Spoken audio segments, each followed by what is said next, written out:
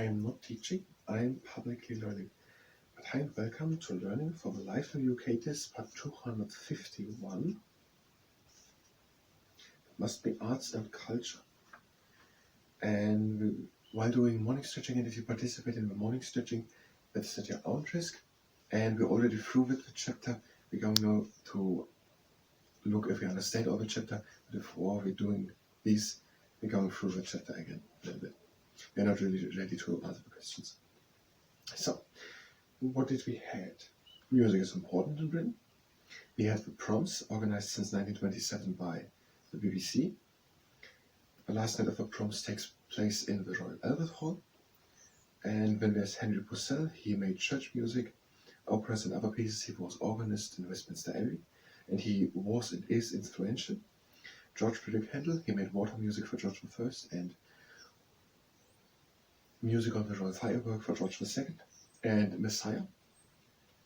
Then there was Gustav Holst, he made the planets, and his music for Jupiter was used for About in My Country. Sir Edward Elgar, he made, for example, Pomp and Circumstance marches. Ralph Vaughan Williams was someone. Sir William Walton, he did, for example, Facade and Belshazzar Feast. And when there was Benjamin Britten, he made Peter Grimm's and Billy Budd and A Young Person's Guide to Orchestra, and he founded the Aldeburgh Festival in Suffolk. Then there's also a part of classical music, jazz, pop, folk and rock, flourishing since the 20th century in Britain. And the music in Britain has had great inventions and innovations. There are many pop bands in the United Kingdom since the 60s, for example the Beatles or the Rolling Stones, but also the punk movement since the 70s and then trends to boys and girl bands in the 90s. There are larger stadiums, for example Wembley Stadium, the O2 in Greenwich in southeast London, the SEC Centre in Glasgow, and there's a festival. There are many festivals, for example in Glastonbury, the Isle of Wight Festival in Cranfields, and many bands and solo artists perform there. There's the National Eisteddfod of Wales, an annual cultural festival for music, dancing and art and performances of other things. Then there's the Mercury Prize each September for the best album in music. The Brit Awards, different categories such as best group or best solo artist. Then there are theatres. They are important in Britain, and one place, for example, in London's West End, which is known as Theatreland, the most read by Dame Agatha Christie, which is running since 1952, which makes it the longest running initial run of any show in history. There are many operas, for example, there are operas done by Gilbert and Sullivan, for example, HMS Pinafore, The Pirates of Penzance, and The Mikado. Then there are other artists, for example, Baron Andrew Lloyd Webber, he wrote with Sir Tim Rice, Jesus Christ Superstar, and Evita, and also Cats and The Phantom of the Opera. Another British tradition is pantomime.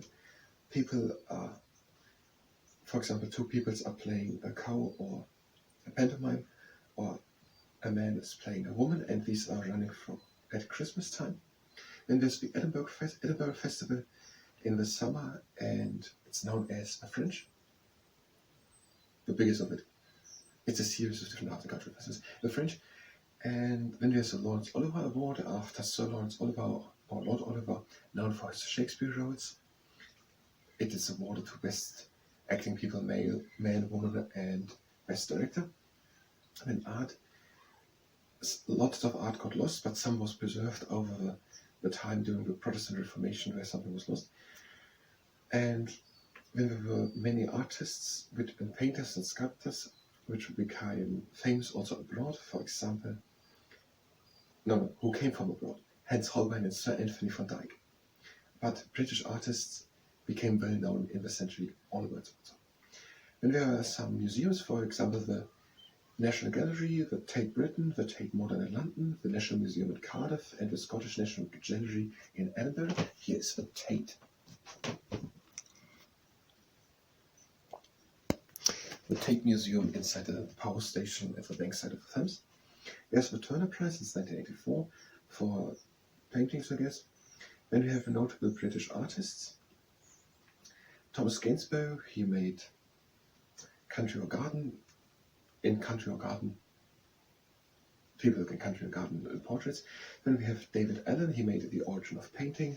Joseph Turner, an artist who raised the profile of landscaping. John Constable, he made landscapes, and his most famous one is Dedham Vale on the Suffolk-Essex border. We have a pre-river Leeds, and the group has Holman Hunt, Dentigerry Rossetti, and Sir John Relies. They painted in great detail religious themed or literary themed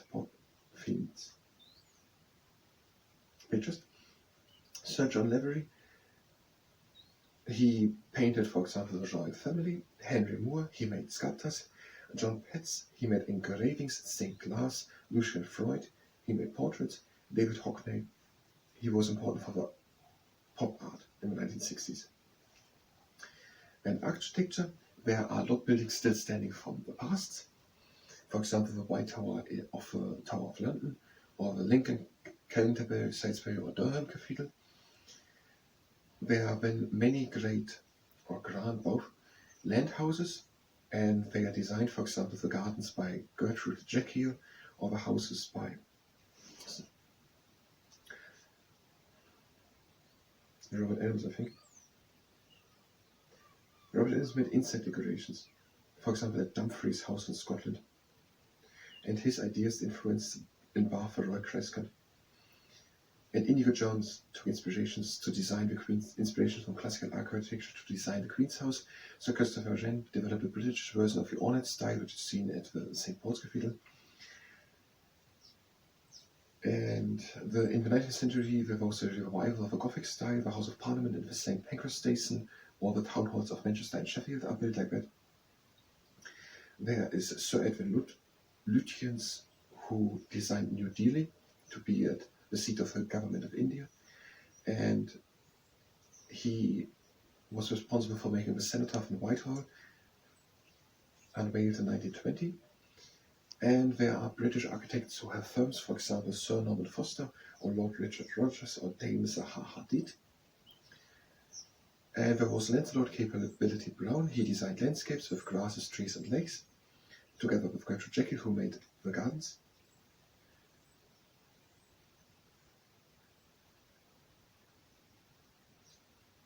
Lancelot Capability Brown designed the grounds around country houses.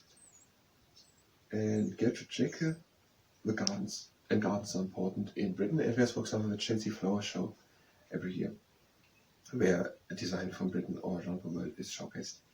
Then there's fashion and design, where, for example, Thomas Chippendale in the 18th century did do furniture. Clarence Cliff, she designed Art Deco ceramics, or, for example, Sir Terence Condren, he made interior design. And there are also leading fashion designers, for example, Mary Quant, Alexander McQueen, and Vivienne Westwood. Literature is very important. For example, are the novelist Sir William Golding, the poet Sismus Henney, or the playwright Harold Pinter. They have won the Nobel Prize in Literature. Dame Agatha Christie wrote mystery murder detective stories. And Ian Fleming created James Bond, and the most famous book was written in 2003, The Lord of the Rings by J.R.R. Tolkien. There's the Booker Prize of Fiction, given out since 1968, and winners are, for example, Ian McEwan, Hilary Mantel, and Julian Barnes. Their authors, Jane Austen, Pride and Prejudice, Sense and Sensibility, focuses on marriage and family relationship. Charles Dickens, Oliver Twist, and Great Expectations, and characters like Scrooge or Mr. Micawber. Robert Louis Stevenson, Treasure Island, Kidnapped, or Dr. Jekyll and Mr. Hyde. Thomas Hardy, Far From the Maddening Crowd, and Jude Obscure. Sir Arthur Conan Doyle, he invented Sherlock Holmes. Evelyn Vaughan, Decline and Fall, and Scoop, and Brideshead Revisited. Sir Kingsley Amis, for example, Lucky Jim. Graham Greene, The Heart of the Matter, The Honorary Council, Brighton Rock, and Our Man in Havana. And J.K. Rowling, Harry Potter. Then there are multiple British important poets. Poets from the past, still read from way past, are Beowulf and Angle the Saxon, The Canterbury Tales by Robert Chaucer, or Sir Gawain and the Green Knight, about one of the knights of King Arthur. When Shakespeare wrote many sonnets, and I must say here, I just today came about sonnets and I counted it were 14 lines. It was by Petrarch, so it could be that I actually always 14. I know that Shakespeare wrote on 14, and Edmund Spenser also on 14. But today I summed it about Petrarch and I counted it for 14. So it could be that it's always 14. And their Protestant ideas spread, and for example, John Milton wrote Paradise Lost about his own religious views. Whereas William Wordsworth, I said William Wordsworth was not listed. William Wordsworth. And there are more poets, for example, William Wordsworth, he was inspired by nature. Sir Walter Scott, he was inspired by Scotland and traditional stories. And then there are more poets, William Blake, John Keats, Lord Byron, Percy Bysshe Shelley, Lord Tennyson, Robert and Elizabeth Barrett Browning. And other poets like Wilfred Owen or Sigrid Sasson wrote them about their experience or inspired by their experience of the First World War. More recent poets are Sir Walter de la Mare, John Masefield, Sir John Betjeman, and Ted Hodges. And there is a commemoration or burial place for poets in St. Paul's Cathedral. No, in Westminster Abbey. St. Paul's Cathedral. I read something about Sir Christopher Wren, that he basically had his great memorial is the St. Paul's Cathedral, and he's one of a few civilians with that. So it could be that in St. Paul's Cathedral there was also something like that. And when we had 5 poems as little things, as little examples, as excerpts of poems, and when we go repeat, we will repeat only Anthem for Doomed Youth and Home Thoughts from Abroad, and maybe She Walks in Beauty, because I think that these are only sections and that they are not completely to understand without the rest. At least I don't understand them, and I don't want to repeat your poetry which I don't understand and put it in the light of poetry might be too complicated to understand. Now we're having 4 minutes for morning stretching. Nothing anymore new, just the morning stretching if you're here for to look if you actually understand what I just all said. Getting out to the next part. If you participate in the morning stretching, it is at your own risk. But breathing in and going down. And out. And again in. And out. And again in. And out. And again in. And out. And then out. And breathe in. And out. Breathe again in. And out. Breathe in and close the legs. And out. Now, a bit stretching. We're breathing in and lift the arms up. And we're breathing out and going to the side. And breathe in and out, rib cage. And again out. And again in. And out, back into the middle. And again in. And out over to the other side. Breathing in and out, rib cage.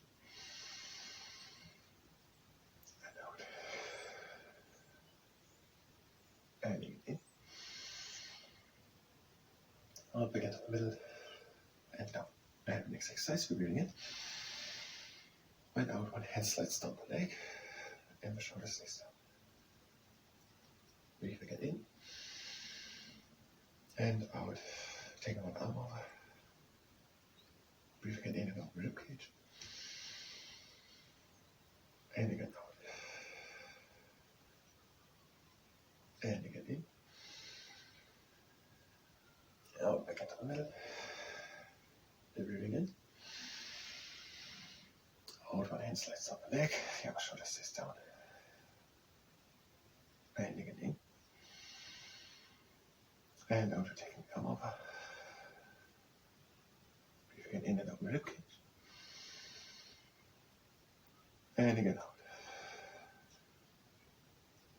And again in. And out back into the middle. And we're closing it out of that with breathing in. And out. And again in. Out. And again in. Out. Again in. Out. And the last round, we're breathing in. And out. And again in. Breathe in and close the legs. And out. And we're done with the morning stretching, a very short one. I thank you very much. And until the next time, we're only going through all that. Again, we will go then again through all that because we're still learning and we're musicians. So we're not Bible authors or something like that. We're still musicians. I thank you very much. And until the next time.